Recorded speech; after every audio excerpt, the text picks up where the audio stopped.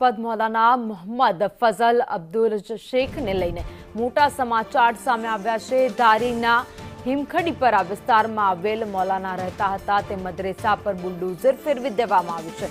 થોડા દિવસ પહેલા જ પોલીસ તપાસમાં વોટ્સએપમાં પાકિસ્તાનના કેટલાક વોટ્સએપ ગ્રુપ તેના ફોનમાંથી મળી આવ્યા હતા। શંકાસ્પદ હિલચાલને લઈ એસપી અને કલેક્ટરની ટીમ અલગ અલગ પહોંચી હતી અને મદ્રેસા અંગે તપાસ કરી હતી અને હાલમાં પણ મદ્રેસા અંગે તમામ દિશામાં તપાસ થઈ રહી છે। શરત ભંગ હોવાને કારણે વહીવટીતંત્ર દ્વારા સૌથી મોટી કાર્યવાહી કરાઈ છે અને મદ્રેસાનું ડિમોલિશન કરી અને પાડી દેવામાં આવ્યું છે। અગાઉ સરકાર દ્વારા અનેક જગ્યાઓ પર ડિમોલિશન હાથ ધરવામાં આવ્યું હતું। જે પણ કોઈ પ્રવૃત્તિમાં ફસાયેલા લોકો જે સામે આવે છે તેમની સામે સરકાર હવે આ કાર્યવાહી કરે છે।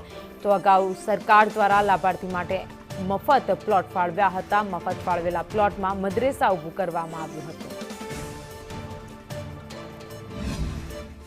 ધારી તાલુકાના હિમખીમડી ગામે એક મદ્રેસાની અંદર મૌલાના જે છે તે શંકાસ્પદ જણાતા તેમના મોબાઈલની તપાસ કરવામાં આવી હતી, જેને કારણે પાકિસ્તાન અને અફઘાનિસ્તાનના ચેટ મળી આવતા વધુ તપાસ કરતા તે મૌલાના શંકાસ્પદ હોય તેમની જે મદ્રેસા આવેલી છે તે મદ્રેસાની વહીવટીતંત્રએ તપાસ કરી તો આ જે પ્લોટ છે તે પ્લોટ મફત પ્લોટમાં મદ્રેસા ચણેલું હોય અને ગેરકાયદેસર બાંધકામ કરેલું હોય, જેની તપાસ થતા આજે વહીવટી તંત્ર પોલીસ તંત્ર દ્વારા આ જે મદ્રેસા છે તેમના ઉપર બુલડોઝર ફેરવી દેવામાં આવ્યું છે।